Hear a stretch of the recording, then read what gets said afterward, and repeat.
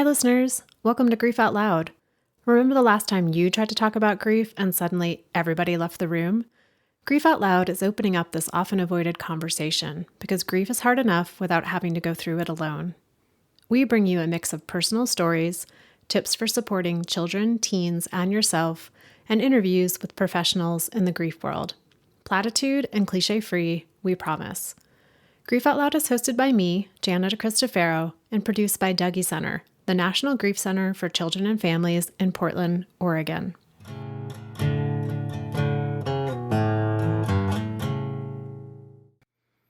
The term blended family brings to mind some combination of parents and caregivers sharing the responsibility of raising children. Parent, step-parent, co-parent, grandparent. These are words to describe the roles that adults play in this configuration. But what about when one of those adults is no longer living? What term do we give them? Anne Gudger was pregnant with her son Jake when her husband Kent died in a car crash. Years later, Anne married Scott, and they had a daughter, Maria. For Anne, Kent very much remains the third parent in their family. She raised both Jake and Maria with stories and everyday details related to him. Kent is present in words, but also in his actual items that are still boxed up and part of Anne and Maria's life today.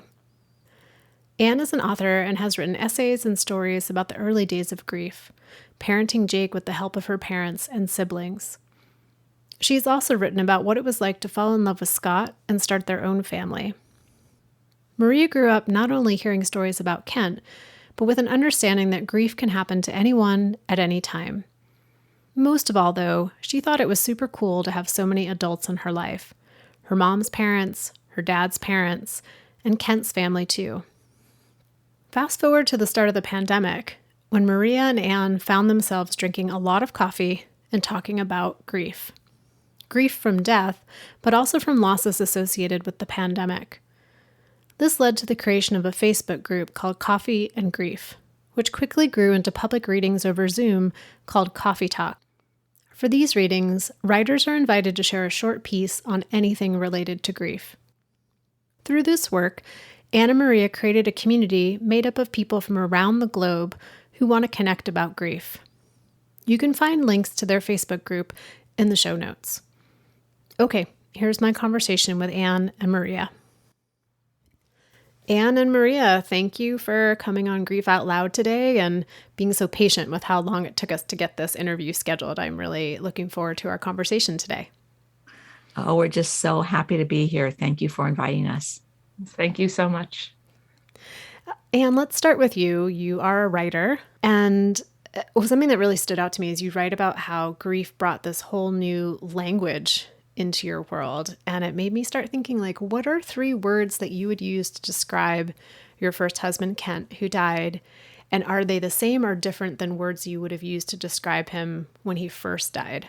That's a really good question. And that's an easy one. Like, he was super smart, really funny, and always kind. And I'd say that that has never changed for me over all these years. That he continues to come through in those 3 ways really strongly for you. Absolutely. Mm-hmm. And, I see it so much in my son, and I'm like, yep, that came from your dad. I was thinking too, when it's, a partner or spouse who dies, oftentimes they carry like half of the intellectual load in a relationship or in a partnership. I wondered, were there gaps that you, once he died, were like, oh my gosh, I have no idea how to. This was always Kent's thing that he did. Oh, absolutely. I mean, I think it's part of, he was only in my life for 5 years, right? So it's really different from people who lose their partners after a long period of time. Yet still, there were definitely things that he took care of and things that I took care of, and things without him I just felt totally lost. And he was a physicist. And so I had always said, like, you're going to be able to explain all the things to the kids, right? When kids go, why is this so-and-so? You're going to actually be able to explain it. That is going to be so awesome. And then he died, right? And I was like, I'm not going to, I'm going to be like most parents that I don't know how to explain the physics of a rainbow or whatever it is, right? Kids have so many questions. And that was one thing we'd always joked about, like, I will handle the language stuff because I'm a word person. And like all the mathy science stuff, that's going to be yours. Those were his volumes of the encyclopedia that were Absolutely. going to be part of the parenting. And then Maria, you grew, even though you never knew Kent, you've grown up with grief as kind of part of your family's existence. And I wonder for you, like, what are some words, 3 would be great, that you would use to describe grief? Say in general, I always say grief is guaranteed. It's always life certainty.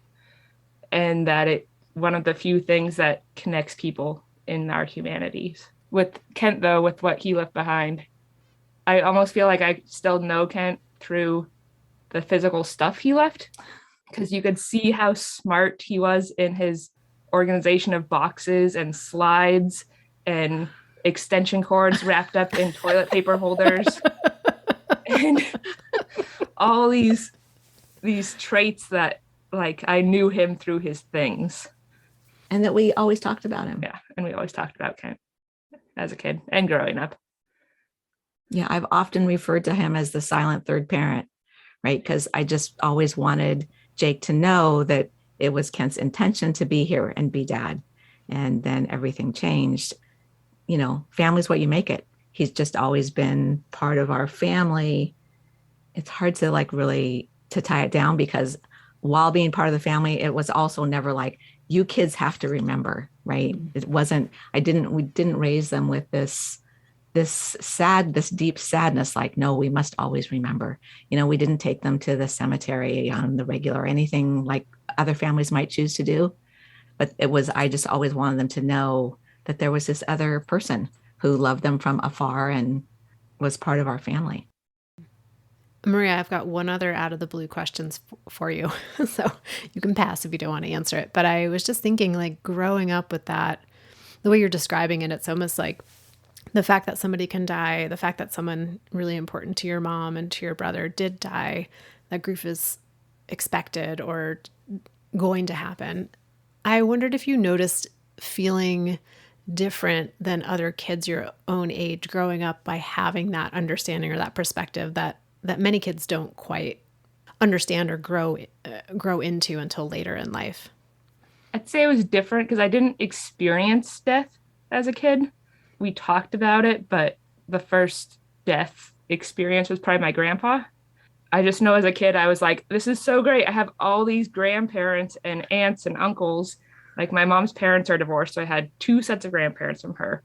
I had my dad had, well, his mom and then his stepdad technically, but we would always talk about his dad who had died.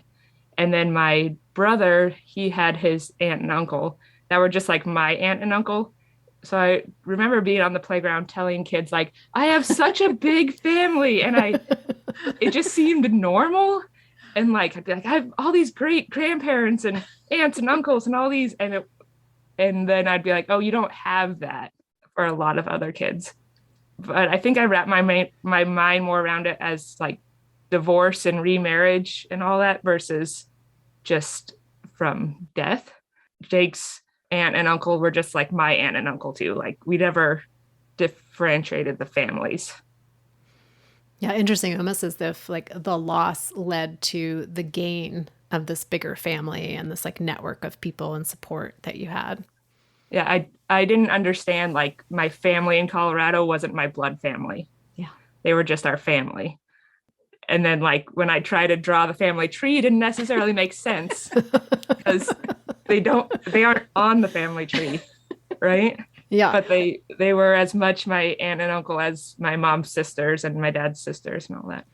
You had an aspen grove, not just one big oak tree with a lot of branches. Yeah. Absolutely. It's really true. I'd be like, yeah, we're going to Denver to see family. Oh, well, how are they related? And if people didn't know our story, I'd be like, that's my sister-in-law. Because we're all one big family. And not always a common result when a partner or a spouse dies. Oftentimes there can be a pretty big disconnect or a split with their family of origin. So it sounds like a bit of a unique experience to stay so connected to Kent's family too. That's what I understand from other people's experiences. And I'll say, like, for me, it was especially important because I was pregnant with Jake when Kent died. And it really mattered to me that he stayed connected to that family. In the beginning, that was my motivation, like making sure that my son could stay connected. And of course, the benefit was that we all stayed connected. I wanted him to know what was the other side of the family that he came from. When he looked at my short, squatty feet and he looked at his long, narrow feet, they didn't come from me, right? So like when he was little and we were with Aunt Sherry and he's staring at her feet, I'm like, that's where you got those feet. And in your writing, you also detail all of the like really painful what ifs and if onlys that you wrestled with after Kent died. And those are so familiar as well. If only I had done this, if only I had called, if only I'd asked him to come home or to come home 5 minutes earlier, I could have stopped this, or that it wouldn't have happened. And in your writing, you say, I learned to start asking better questions. And that sort of caught me. I was like, oh, that's curious and fascinating. And I want to hear more about that. Oh, well, I mean, because you've done this with a lot of people, like the what if and if onlys can torment and haunt for a long time, right? Because there is that feeling like, oh, if I just done one little thing differently, I could have changed the outcome. And that is something that we'll never know. That is something that I will never know. But for me, then, like, I got to a place where one of the things I started asking myself was like, what if that was right? What if this was right? What if 36 years was the right amount of time for him? What if that's what he got in this lifetime? And I was blessed to be part of it for 5 years. And in changing, it's like that changing from why is it happening to me to why is it happening for me? It was just that kind of thinking that helped me not stay in the like this horrible thing happened to me, and just needing to ask those bigger, like, I'm a big believer in taking the long view.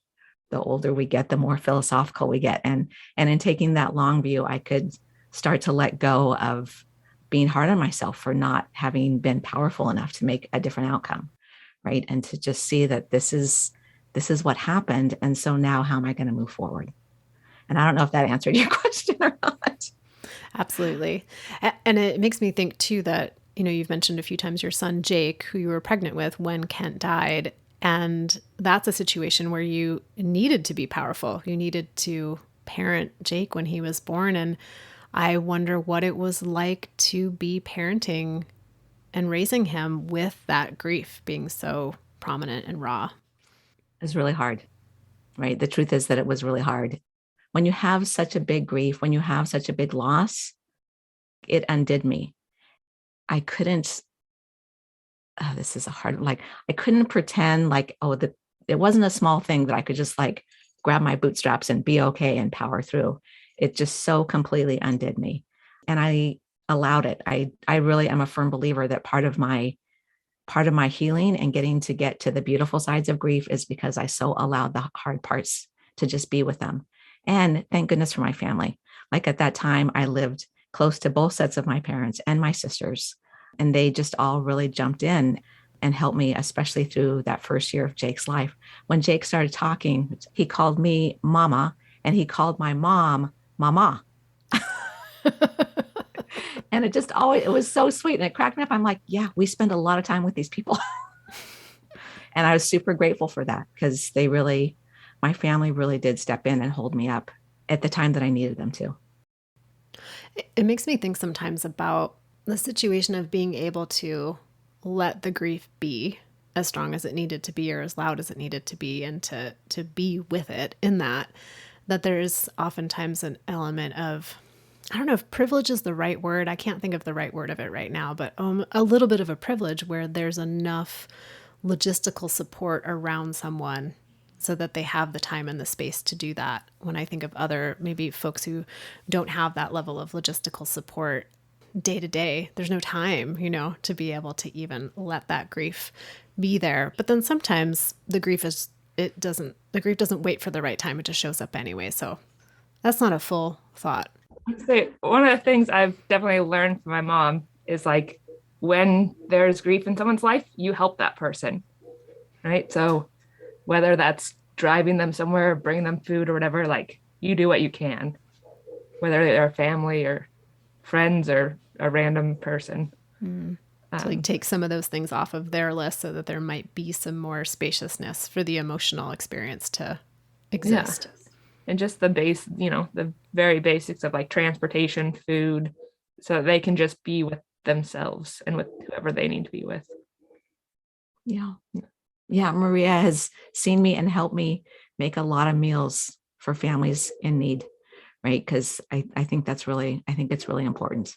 I was lucky to have my support system live close. I'll always appreciate that. My younger sister, 5 years younger than me, stepped in and was my birth coach. Right. And when we got older, I'd look back and I'm like, oh my gosh, That's crazy. she was only 23. Right. She'd never been at a live birth. And here she was with me and her help bringing her nephew into the world. And actually my mom got to be there too, which was a beautiful thing.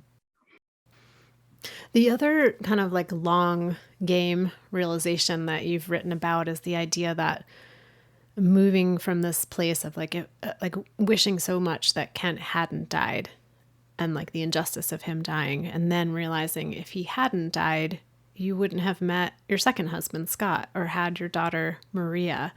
And I just think about that's got to be some intense cognitive dissonance when that realization first starts percolating up. And I wonder what that process was like for you to come to that recognition. Oh man. It's huge. Like so many things, it's not a light switch, right? It didn't happen all at once. And Scott and I talk about this plenty. Like there was definitely a phase of our relationship and me getting to know him and us being together where I could still imagine Kent walking through the door. And then that just not instantly, but that just got quieter. Right. And then we had Maria, which was awesome. And now we have our family of 4. And we would still joke about that. I'm like, okay, like if Kent walk through the door now, it might be a little awkward, right? But we'd figure it out. Is one of the many things I love about my husband is his openness about all this, which really stems from his own losses. His father died when he was only 16. So he came to me and our relationship and our family with already a tenderness and an understanding. And to this day, like he'll say, he never felt threatened by Kent. He always felt very the same, like to be inclusive. See if I can say this without crying. So to the point, like when Jake got married a couple summers ago, Scott's first toast was to Kent. And it was beautiful. I was definitely crying. Like not everybody would do that. He's just really a fine human being. And I think you really touched on the important piece of that, of how often someone's grief, which is a representation of their love, can be threatening to people who are coming into new relationships. And it's why it's a never-ending conversation at Dougie Center of what is it like to date again after a partner or a spouse dies, because it can be so tricky and can go in some really beautiful directions, as you've experienced with your husband, Scott, and it can go in some very painful directions when someone's grief isn't met with that acceptance. Oh, it absolutely can. I mean, I love the Dougie Center. I love what you all do. I was in a support group for, I don't know, a handful of years after Kent died. And I, we got to hear all of it in that group. And what we had in common is that we were all young widows. So we were all under 40 and we all had children. And I was the youngest and Jake was definitely the youngest. Most of the kids were elementary school and middle school age. But it's true. I mean, it's a very different experience dating when you've been widowed, whether you're whatever stage you're at. Maria, this makes me think of you as well and what it was like to grow up knowing that your mom had another life before you, or another family life before you. Yeah, but I think it's a lot of kids don't think about like their parents pre-life. And we were kind of talking about this before we came on here, that like I probably know as much about Kent, his life before kids, as I do as like my mom's sisters in their life before me and my Jake being kids. really, because we talked a lot about Ken and my dad, and like you don't know the stories unless you're there or somebody tells them to you. I only know about my mom's kid life and growing up because of the stories she's told me. I don't know if that answers your question. I don't really have an answer to that question. That's quite all right. Well, no, I think for anybody, it's hard to imagine, it's like, it's hard to imagine that your parents were kids when you're little, right? That comes as you grow up yourself. And we didn't make this hard line of like, this is how it was. And now this is how it was before. And now this is how it is later. So I think that also makes a difference. Yeah.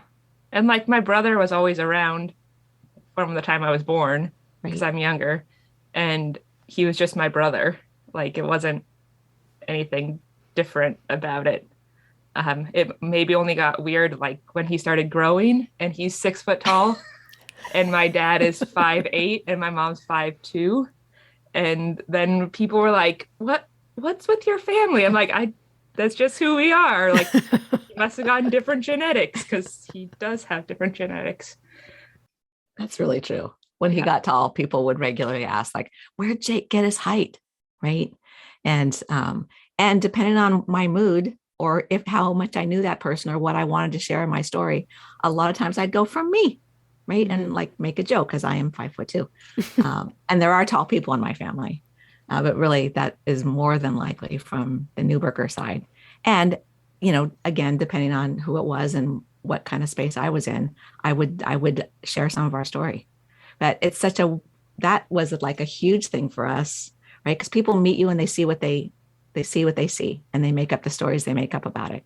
So, we moved to Portland when Maria was just a tiny brand new baby. So we moved down here and now we're a family of 4 and people see mom and dad and these 2 kids. I'm like, oh no, we're more complex than that. Which is reminding me how much grief can make small talk real sticky. Yeah. Just these average day-to-day questions people ask. Sometimes that answer is much more complex and complicated than people are expecting, or that you're expecting to have to answer when you're just, I don't know, going to get some coffee in the morning or heading into the grocery store. And then, I wasn't ready to like tell you my whole grief backstory. It's really true. And so then you get to decide like, how am I sharing it? When am I sharing it? When we first moved down here, we literally were at the park and one of my sisters was here visiting to help me unpack. And another mom in the park kept saying about Jake, because she'd met Scott, how much he looked like his dad.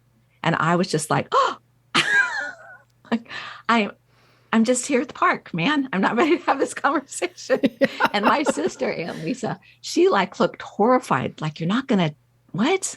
And I just kept saying, yep, he looks like his dad. Because that's true. Right. And then later, my poor sister, I'm like, it's okay. This just reminds me that we're in a new place. People meet us as they meet us, and I get to share it when I'm ready to share it. Yeah, that you get to have some choice and control over that narrative. You don't have to just answer every time someone asks you any question that's got maybe a deeper answer to it. And you all have said like telling the story a few times just in the last couple of moments of this conversation. And it makes me want to talk about the venture that you started at the beginning of the pandemic, where you created a Facebook group called Coffee and Grief Community, which led to these monthly readings called Coffee Talk. And can you talk a little bit about like what inspired you to start it and what it's been like? Like, do you want the whole story? It was Maria's great idea. And so I'm going to let her start here. I was actually taking a class for business building, and to build my horse business, but whatever. And the pandemic started, and I had nowhere to use those tools. Was where it actually came about. So we were stuck. My mom was living with us in this house, and we were stuck inside doing March 2020 things of worrying about the world, and figured maybe we should share our conversations, which are often around grief, with other people. So I had been challenged in that business group to build a Facebook group, and building one around horses just did not feel right at that point. I don't even know. Like, I don't even think we started thinking we were going to build a Facebook group. We just talk too often about grief, and not even labeling it grief, but, philosophy of life and all that. So we started Coffee and Grief community, and it built to like 450 people in a few days. So, but that was mostly our friends on Facebook who we love, but that's how we started, was with our friends. She's done many readings and writerly things in her life. So we figured, why not have, Zoom readings? We started once a week, which was a lot, but people had nothing really to do at that point. And that was kind of the beginning, with people in the Facebook group sharing, talking, writing posts. Well, really, like so I am super lucky to be part of the Portland writing community. And I participate in 3 different writing groups. So literally the first 3 coffee talks were my 3 different groups. I'm like, you 5 are doing the first one, you 5 are doing the second one. And then that gave us a little room to breathe. And I started reaching out within the community. And we always invite people, if they want to come read, to just reach out to us. And I'll have to say, in the now 2 years that we've done it, mostly it's curated writers that I'm connected to. And then it's just been this beautiful, I don't want to say that, like this beautiful web, right? So that then other writers who I know, who I've asked them, and they've sent their group of writers to us. It's really exciting to me when we have people that, like, I don't know at all, right? Just to be able to see how we've grown. One of the beautiful things about Zoom is we're all over the place, right? It's really rare that we have a call that all the readers are from Portland, like almost never. And we've had listeners. On our last call, we had somebody call in, Zoom in from England to hear her person read, right? And I was like, this is why I love Zoom, because we get to be connected in a different way. And I think it was huge, especially at the start of the pandemic, when people were looking for other ways to connect when they felt so disconnected at home. And how do we come up with Coffee and Grief? We're trying to relive this. I know, we were talking about that this morning. Oh, how did we come up with our name? So we really kind of did it fast. It literally was us, like, in the kitchen, in our pajamas, drinking coffee. And like, because to me, like, we love coffee, but it's more that idea of like, grab your coffee and let's talk. And so that's kind of where the name came from. And that, like, act of love of, like, getting somebody a warm cup of coffee. I never went to my grandma's house ever without being offered a cup of coffee, even from being a kid. And it was just always something in our family that when you come over, you're going to have some coffee or some tea or something. We're going to sit around and chat some. Yeah. It seems to go back to what you were saying earlier, Maria, of how you've learned so much from your mom about how to care for others who are going through grief, and that there's no way to, like, pull that apart, that we're still, even in the name, Coffee and Grief is still conjuring up that idea of caring for one another in our grief. Are there any parameters for the types of readings that people are offering at these gatherings? It's 6 minutes in length. That's the parameter. We've heard really a ton of topics. So death of a beloved, kids, loss of self, loss of jobs, a lot about the pandemic. What was the one with the lady? A very interesting lady who was talking about the grief of not being able to have children. I think of her a lot, of the different grief topics we have. Dementia. We've had a lot of dementia. Really, just, I've kind of summarized grief as, it's like the expectation between what you expected your life was going to look like, and then there was an event that happened, and then life happened a different way. And the feeling of that disconnect. So that can be over something small events or large events. The parameters are like this. It's got to keep it to 6 minutes. And I always just tell people it's on grief, like whatever that means to you. And in doing that, we've just heard this really broad range. And like, come hear a coffee talk sometime. They're really beautiful. I'm super proud of what we've created and this community that we've created, and people who come to listen. It's just like an hour to be together for people to really share their honest stories. And just, it makes me want to cry. Like, it just touches me deeply every time. And like, we don't see their pages ahead of time, right? So we always give people the warning that I don't really know what people are going to be reading about. And And it will likely be hard just to know that. And really, we're just starting our third year, which still amazes and delights me. And in that whole time, I think there was once that we were like, about a reading, and mostly they're just like spot on. And it is also for me, like, it's a very intuitive, the way I assemble the writers. Sometimes it's just like, oh my gosh, you're available that night. Perfect. You're on. And other times I'm always delighted at how there's such a broad range every time without me knowing that ahead of time. It seems to really be reflective of the moment or the moments that we collectively have been in since the start of the pandemic, which I think really is this idea of broadening the concept of grief to include more than just death losses. And I think on some level, people kind of always knew that, but I think people really like know it now and are legitimizing it in a way that you can have these other losses that come from any type of change or shift in your life that leads to either the road not continuing or a detour or some sort of major pothole you weren't expecting. Like anything like that coming along can lead to the experience of grief. So yeah, just appreciating that it's just really reflective of, I think, where we are, a conversation that we're having and need to be having. Absolutely. I mean, it's what we've said from the start. Like, we both feel really strongly about broadening the conversation around grief, putting a microphone to it. And people do, I think they've really seen in the pandemic, like, oh, we're having pandemic grief. We're having all these griefs and we're having it collectively, which in some ways has made it easier to talk about, right? Or more, I don't know. More socially acceptable. I don't know if it ever gets easier. Yeah, well, that's true. That's an excellent reminder.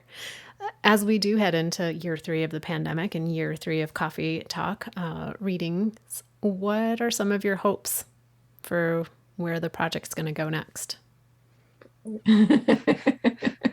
That's a really good question. It is, like, I honestly, like, I've just been so delighted at its growth. And I say a lot of times, I feel like it's this beautiful garden that we sort of toss the seeds out there. And yes, we do water it and weed it. However, it's grown because of all the people who participate. And so what my future hopes for it is that we continue to have that same kind of growth. Along with the coffee talks, we've added, or we actually have done it now for almost since the start. We also have a 30-day writing group called Write Your Grief Out. And that's been really successful. And I just want to continue to see that grow, because it's a beautiful thing I always say it's an honor and a privilege to get to witness somebody's grief and to really sit with them in it. Right. And that's so part of what we do and will continue to do. And I like doing it through the readings. I like doing it through writing. I am a writer, so that is a very natural place for this to have grown. Yeah, and as we can be together in person, we also want to do those in person. Up until now, of course, it's been on Zoom. So listeners who want to connect and maybe get involved in a reading or attend a coffee talk or just be part of the Facebook community, what's the best way for them to reach out? Right now, we're pretty much all on Facebook. So it's Coffee and Grief has a Facebook page that will post links to the coffee talks. And then if they want to be involved where they can write things too, they can be on Coffee and Grief community. Yeah, Coffee and Grief community. We'll post links up there for the monthly coffee talks. They are the first Thursday of every month, but the Zoom link continuously changes right now. So you need the actual link. And then we also will post links for our 30-day series that happens 3 times a year. And we also do a free 1-day writing day before the 30 days. That's a lot of days. And the link for that is also on Facebook, but we're pretty much just on Facebook right now. And we have an email too. It's coffeeandgrief@gmail.com. Excellent. Well, listeners, I put all those things in the show notes for you so you can find them.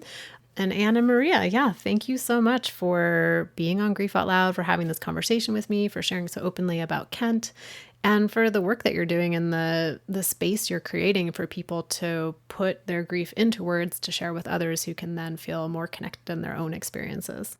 Oh, it's just been a pleasure. Thank you so much for having us. It's just been a treat to spend some time with you today. Thank you so much. And listeners out there, I say it each and every time, thank you for being part of our community, for helping the show mean what it does. If there is an episode that you think would be helpful, please feel free to share it with family, friends, your community. If you are listening from outside of the United States, I'd love to hear from you just to know how the show is landing where you live. You can email me at griefoutloud@dougy.org. That is also our website where you can find information about our local programming, our downloadable tip sheets, activity sheets, and all of the past episodes of Grief Out Loud. So thanks again for listening, and we hope you'll join us again next time.